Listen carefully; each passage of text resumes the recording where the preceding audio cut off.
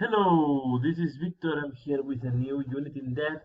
Keep reviewing the Genestealer code. I think it's quite an interesting codex and I want to finish most of the units. So this time we keep looking at the elites and it's time to look at the Aberrants.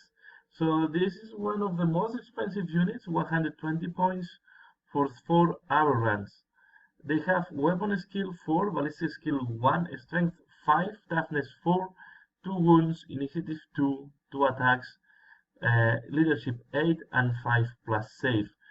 So they are quite expensive compared to the other units, especially if we compare numbers with the numbers. So the previous one was the pure string Genestealers that was 70 points for 5, just to put a comparison. And if we look to the hybrid metamorphs, we're talking about 45 points per 5. So this is really almost a triple cost of the hybrids metamorphs. So they are equipped with the power peak, rending claws, and they have the special rules called Genestealer, Feel No Pain, Stubborn, and Return to the Shadows. And as options, you might include up to 4 additional aberrants for 30 points, and any model can replace his power pick by a power hammer. Let's first look the rules of the power pick. Power pick is adding +2 strength, so it's strength +2. It's going to be 7 on that guy's AP3 melee unwieldy.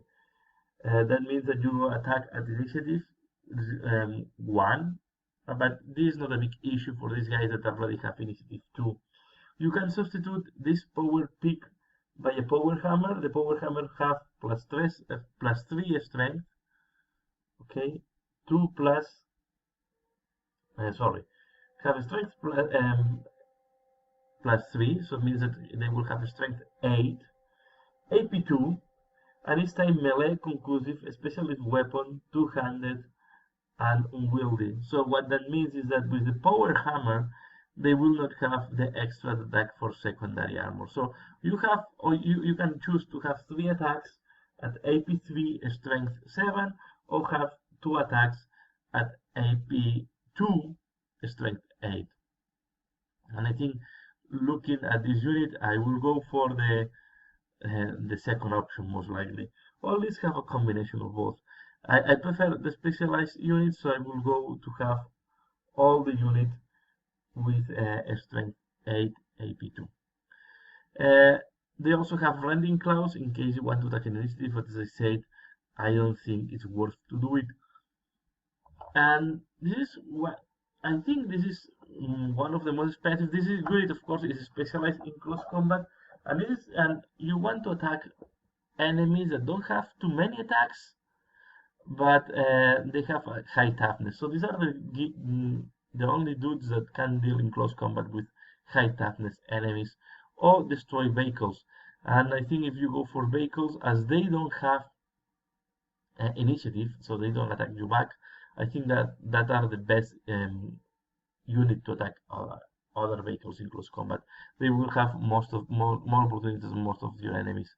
They also can deal with dreadnoughts, and they most likely dreadnought will kill 2 of them before they can hit back because they will attack at initiative 1. So you have to be careful if you attack walkers or vehicles that have, walkers or vehicles that can attack, and they have a lot of attacks because you don't have too many opportunities to survive. Okay, they have toughness 4, so if you attack advantage, they will have a strength 10, so you will not use the Feel No Pain, so you will not be able to have any type of save, and you will attack after the dreadnought. So, and if you attack other units like Terminators, then they can be a little bit scary on Terminators. So they are like a suicidal because they can hit very strong. So, but they don't have any opportunities to save themselves. Most of the times, if you attack a strong enemy, you will not be able to use the Feel No Pain. So, yeah, I don't know. I'm not sure about the efficiency of this unit. Although it looks like the methods look very interesting, but I will say that this is the less, for me, the less interesting unit in in the codex, in the elite part of this codex. They are very situational, and yeah, and I think the main use for these guys is try to deal with high toughness or high armor enemy with high armor. Remember that the Genestealer, they have bending claws, so they also can deal with, and they are more dangerous than what they look like. But these guys will be more efficient against a high toughness enemy. But of course, the problem is these guys with high toughness will have strong attacks, and they will kill you quite fast. So you have to be careful how you use them. I will not recommend them to attack units that have a lot of attacks, so they will not be useful against hordes or against other enemies that can dish a lot of attacks at initiative, because they will not have good save. Even with the Feel No Pain, you cannot guarantee that you will save too many wounds, and they are quite expensive. So for 120 points you will have 8 wounds, so not too not too many wounds, and they are quite easy to kill. Also, on saturating fire, they will die quite easily, so you have to be very careful on the enemy shooting. Keep them out of line of sight, or try to use the cult ambush. Always put them in terrain, because anyway you will not attack at initiative, you will attack at initiative 1, so the terrain is not really a penalty for these guys.